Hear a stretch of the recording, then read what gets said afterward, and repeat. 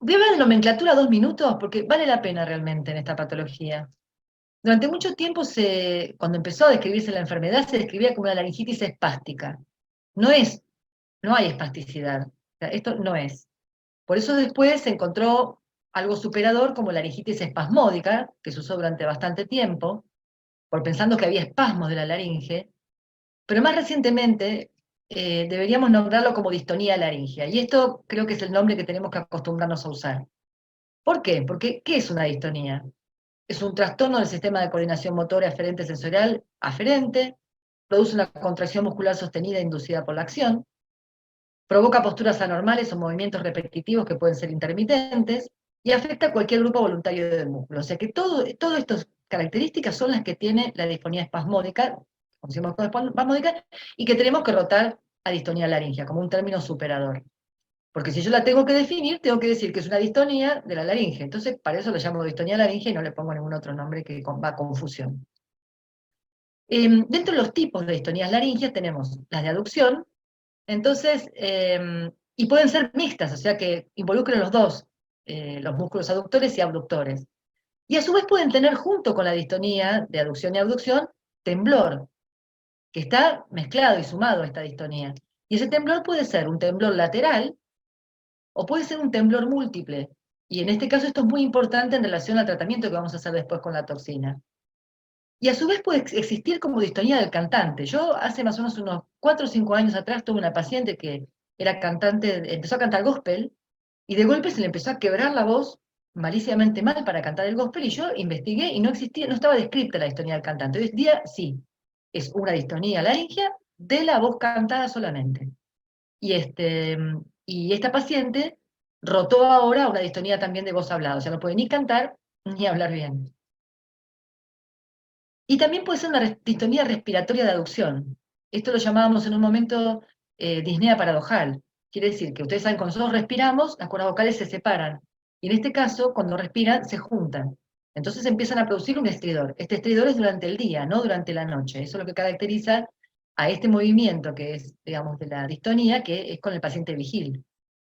Entonces, todas estas patologías pueden englobarse dentro de lo que son las distonías laringias. Clínicamente las podemos diagnosticar porque tienen lo que se llama un gesto antagonista, que en el caso de la disfonía espasmódica o de la distonía laringea puede ser, por ejemplo, el cuchichear o el cantar. A veces solamente abarca la parte de hablar y no la de cantar. Hacen, por ejemplo, o se ríen, empiezan a reírse y pueden hablar un poco, o hablan con una voz de personaje. Supongamos, empiezan a hacer como una voz engolada y esa voz sí les sale, que mejoran con alcohol o con biorelajantes, y un 12% pueden tener una historia familiar de distonía. Pero también se puede hacer una electromiografía y uno ahí comprueba que realmente se trata de una distonía laringea porque es un desorden del control motor. Podemos hacer una videoestroboscopía o una videorinofiloscopía, en el cual vamos a descartar otras patologías asociadas. Ahora yo les voy a mostrar un estrobo. Y también en la videorinofiloscopía vamos a hacer algunas cosas al paciente para ver si se acentúa esta patología. Por ejemplo, para las disfonías de aducción, donde tienen más problema con las palabras que empiezan con una vocal, lo hacemos contar de 80 a 89. Entonces, 80, 81, 89 les causa una confusión muy importante. Para las disfonías de abducción, que son mucho menos frecuentes, eh, de hecho, en el trabajo del doctorado que hizo Liliana Sigal, pero que no sé si tenía uno o dos pacientes, o sea, muy pocas pacientes con disfonía de abducción, que en realidad ahí el problema está para cerrar, entonces les hacen contar números que empiecen con una consonante. Entonces, 60, las cuerdas se abren y el sonido quedan por un momento como mudos, o sea, no quieren juntar las cuerdas y se separan solas. También podemos evaluar la voz cantada, hacerlos leer, evaluar voz confidencial. Con todas estas tareas ir confirmando nuestro diagnóstico. Acá les voy a poner opción. ¿Me ven? Porque me dice que tengo conexión inestable. ¿Estoy bien? Ahí voy. Sí, Ahora se se la escucha escucha. un poquito mejor. Fíjense cómo predomina la fase de cierre.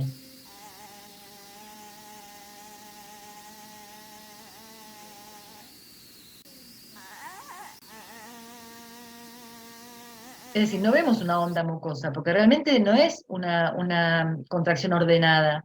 Y hay tanta presión que esa misma presión dificulta la aparición de la onda mucosa y la entrecorta, porque hay segura periodicidad, porque esto es un desorden del control motor.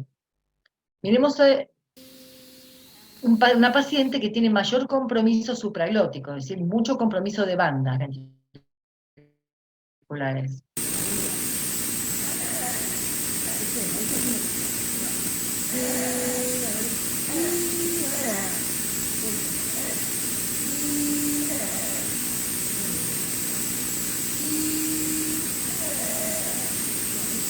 Bueno, ¿no? O sea, el sonido casi no sale, totalmente ocupado por las bandas ventriculares, y esta cuestión de la contracción extrema, ¿no es cierto? Veamos otra vez un temblor vocal, para que vean la diferencia, un temblor vocal puro sin distonía.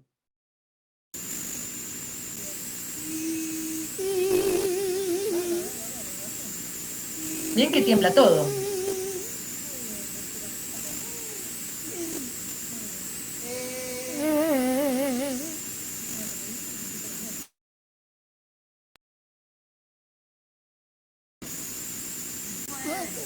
Saber que se puede.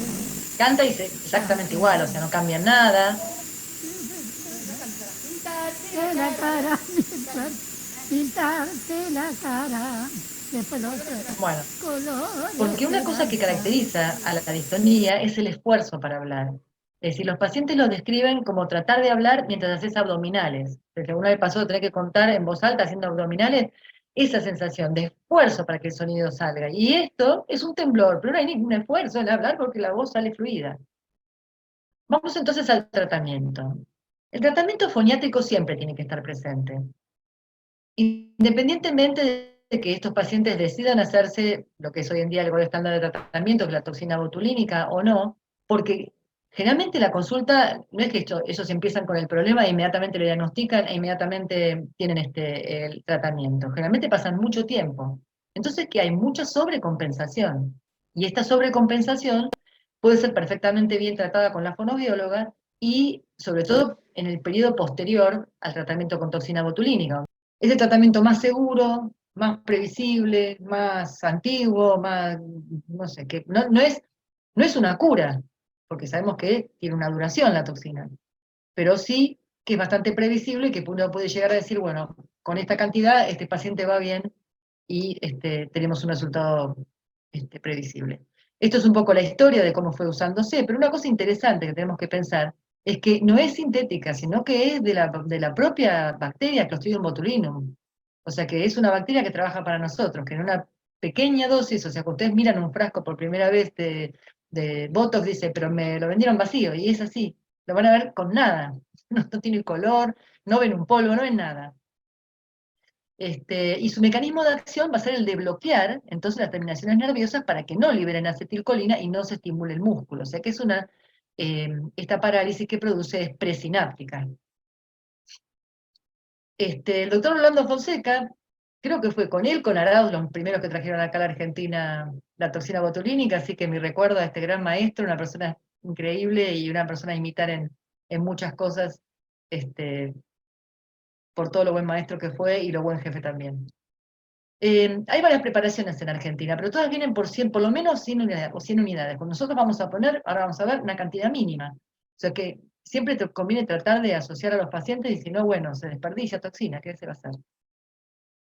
Entre los usos más conocidos está el de la disfonía espasmódica, que desde el 2009 aparece en la Academia de Otorrinolaringología en las guías de tratamiento de disfonía como un grado de evidencia A, o sea, fuerte recomendación a favor.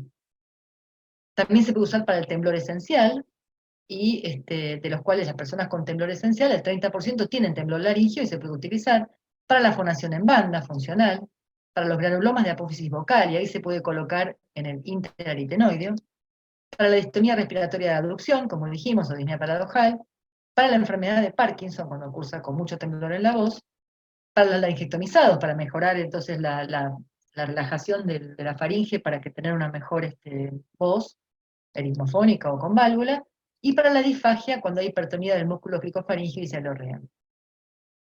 El polvo entonces para diluir, es un polvo para diluir, se habla de que tendría que haber un frasco por paciente, esto, como les decía, es un medio imposible, y bueno, tenemos que, las dosis que vamos a tener es de 100 unidades en ese frasco. Y nosotros vamos a diluirla. Según la cantidad de líquido que le pongamos, vamos a obtener una cantidad diferente por cada 0,1 mililitro. 0,1 mililitro es una rayita de la jeringa de 1. ¿Sí? Entonces, si yo le pongo 8 mililitros por cada rayita de estos, voy a tener 1,25 unidades de toxina. Si le pongo 4 mililitros al biel, voy a tener por cada rayita de estas, 2,5 unidades eh, de toxina botulínica, y si le pongo 2 mililitros voy a tener 5 unidades de toxina botulínica. El prospecto de la toxina del Botox viene justo a la parte en que está pegado el papel del prospecto, está justo la tabla, así que yo siempre le pido a la instrumentóloga que lo hable y digo, mira, pues siempre es como repasarlo, ¿no? Antes de colocar, le digo, donde se pega y ahí medio roto, ahí está bien la tablita de cómo se prepara y cuánto tenés en el vial de 100, cuántas unidades tenés por cada 0,1 mililitros en el caso de colocar, según la cantidad de líquido que le coloques. Y uno tiene que tratar de inyectar la misma cantidad y corregir la dilución, porque si depende también de la cantidad que uno ponga de líquido, va a difundir diferente en la cuerda vocal. Entonces, 0,1 mililitro es una buena cantidad para la cuerda vocal. Si uno pone más cantidad, tiene más riesgo de difusión, y si pone menos cantidad, tiene riesgo de que eso no funcione realmente bien. Entonces, entre 0,1 y 0,2 mililitros tendríamos que tratar de tener para colocar, tratar de colocar al paciente para que sea estable también siempre la respuesta. ¿Qué músculos se pueden inyectar? En la disfonía de aducción, el tiroaritenoideo. Yo recomiendo utilizar dosis bajas. Hay quien trata de poner mucha cantidad como para lograr un efecto fuerte. Yo pienso que es mejor poner menos cantidad y evitar el efecto indeseado de disfagia del paciente. Uno puede comenzar con una sola cuerda vocal o en las dos, por ejemplo, 1,25. Cuando hay temblor vocal, bueno, algunos consideran inyectar también en el tiroaritenoideo, y hay que ver cómo es este temblor. Generalmente el asociado a la distonía laringea es el temblor lateral, pero si hay un temblor múltiple, y bueno, por ahí hay que ver, investigar si no hay que colocar en algún otro músculo extralaringeo. Y también algunos consideran cuando hay temblor colocar en las dos cuerdas vocales, para evitar que una siga temblando y mueva la laringe, ¿no? Cuando es de abducción, el problema es que yo cuando coloco en el tiroaritenoideo, lo que me va a pasar es que las cuerdas vocales no van a estar tan juntas en el momento de la aducción, o sea, el movimiento de apertura y cierre se conserva, pero ese cierre va a ser un poco más laxo, vamos a decir, no tan fuerte, entonces por eso se va a mejorar. Pero cuando coloco en el tiroaritenoideo posterior, lo que voy a tener es que la apertura varía. Entonces, si yo pongo una cantidad grande, van a quedar las cuerdas vocales cerradas y el paciente va a tener una obstrucción respiratoria. Entonces, algunos hablan de colocar una cantidad diferente en uno o en otro, o colocar en uno y después colocar por ahí a la semana en el otro para ver cómo funciona. Yo no tengo tanta experiencia porque justamente, no sé, hay pocos pacientes con esa patología acá. Cuando es una distonía de voz cantada, si colocamos mucha cantidad en el tiroaritenoideo no va a poder cantar. Entonces se habla de colocar una muy pequeña cantidad, 0,25, o sea que sería ínfima, en el tiroaritenoideo, a ver si con eso, en ambos tiroaritenoideos, conseguimos que la persona pueda cantar. La dosis entonces tiene que ser un equilibrio entre la duración de los efectos y evitando los efectos adversos de voz soplada y disfagia, que es un efecto buscado en definitiva, porque yo quiero paralizar la cuerda y la estoy paralizando. Si me paso, el paciente va a tener una voz muy soplada mucho tiempo y el rango de voz normal, porque esto es así, yo le coloco la toxina, el paciente comienza con una voz soplada y si es una cantidad muy grande, por ahí está un mes con la voz soplada, entonces le queda por ahí un mes de voz normal y ya otra vez empieza con la distonía. Entonces, lo ideal es que esa voz soplada dure más o menos una semana y que no tenga disfagia. La disfagia es principalmente a líquidos, ¿no? Entonces hay que explicarle al paciente de que esa dosis ideal no se va a conseguir con una sola aplicación, que es variable, porque no depende, no es como darle amoxicilina, no depende del peso del paciente o de la edad del paciente, depende de la idiosincrasia. Y hay disfonías espasmódicas que son muy leves y hay otras que son muy severas. Entonces, tiene que pasar por esas 4 aplicaciones con diferencia de 4 meses o de 3 meses para encontrar la dosis ideal. En ese momento vamos a hacer experimentar unilateral, bilateral, menos dosis, más dosis, hasta que ver entonces el paciente qué es lo que le acomoda mejor. Se sabe que las personas obesas precisan un poco más de dosis, y también si el estado de salud es frágil, hay problemas físicos, emocionales o dolor crónico, pueden llegar a necesitar más dosis. Y en el caso de la cantidad que nosotros ponemos para las distonías laringeas, realmente es muy poco, o sea que la posibilidad de que el paciente haga anticuerpos de antitoxina y no le haga efecto es rara. Eso se da más en los pacientes que tienen distonías generalizadas, que colocan mucha cantidad. Cuando el paciente tiene una distonía en algún otro músculo y va a recibir toxina botulínica, es conveniente que lo hagamos en la misma semana que le vamos a poner en la cuerda vocal. O sea, si el neurólogo le pone un día, o nosotros le ponemos dentro de la misma semana o viceversa, para evitar esta formación de anticuerpos.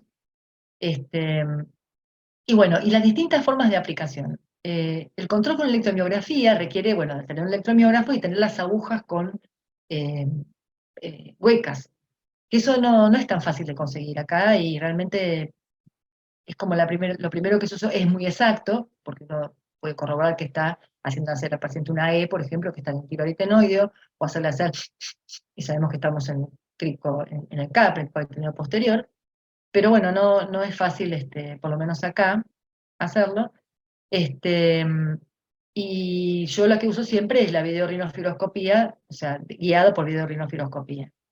Este, Hacerlo con anestesia general, la verdad que no es recomendado hoy en día, y ustedes no van a encontrar trabajos de gente que hace con anestesia general, salvo que vayan justo a hacer otra cosa y entonces, bueno, usan lo ideal es entrenarse para hacerlo con anestesia local y hacerlo a través de la membrana cricotiroide. Entonces, digamos, si yo esto es una aguja, la jeringa que vamos a usar es la de 1, esto está conectado a un electromiógrafo, pero puede ser una 58, si yo paso por la membrana cricotiroidea, llego al músculo tiroaritenoideo, con visión fibroscópica. También puedo usar la membrana tiroioidea y desde ahí ir al músculo tiroaritenoideo o al interaritenoideo. Y también se puede usar para ir al crico aritenoideo posterior, y en este caso es bastante desagradable la sensación de torcer la laringe para poder entrar en ese lugar. Y, y bueno, conviene en este caso que, si es la posible, ser guiado con una electromiografía. Y para el músculo cricotiroideo, bueno, también es más sencillo, no estamos entrando en la laringe, sino que nos estamos yendo más superficial. Les voy a mostrar ahora, esto es en tiempo real, esto es un amboscope, o sea, con la pantallita, acá estamos entrando submucoso, sin salir a la luz, ahí vemos cómo se mueve, abombando la cuerda, entonces directamente le inyectamos en la cuerda vocal. Y después para la otra cuerda, entramos, ahora van a ver aparecer acá la aguja. Esto es con anestesia tópica con lidocaína al 4%, que la inyectamos por el canal de trabajo. Eso también se puede hacer con una sondita por la nariz, tirarla dentro de la laringe, o pinchando la cricotiroidea. Y acá viene la aguja, empiezan a ver la aguja, para ir sobre la cuerda vocal del otro lado.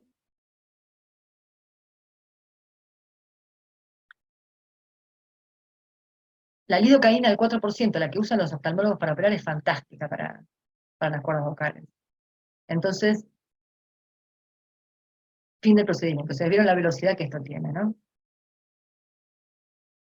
Bueno, acá voy a mostrarles un poquito la respuesta. Hola doctora, ¿qué tal? Estoy en la farmacia que ya recibieron la toxina, pero me dicen que la receta tiene que tener un código de barras o un código... Ven el esfuerzo que hace para hablar.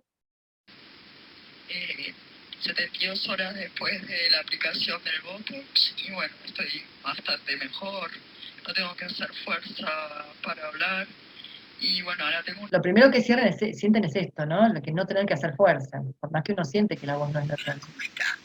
Hoy me llamé al CEBIC, mire, recién para el 21 de Totalmente marzo, entrecortada, ¿eh? tener consulta. El 10 de abril se cumpliría... si escucha la voz, está bien. Recién fui a comprar y se me escucha bien, o sea, no, por ahora no presento problemas para que me escuchen. Bueno, la latencia promedio es de 4 días, pero generalmente los pacientes empiezan a sentir ya al día siguiente la liberación de la voz. Dura más o menos 15 como 1 semanas, puede ser un poco más duradera en hombres. Si estás resfriado al momento de la aplicación, no conviene colocarlo porque se hace menos efectiva.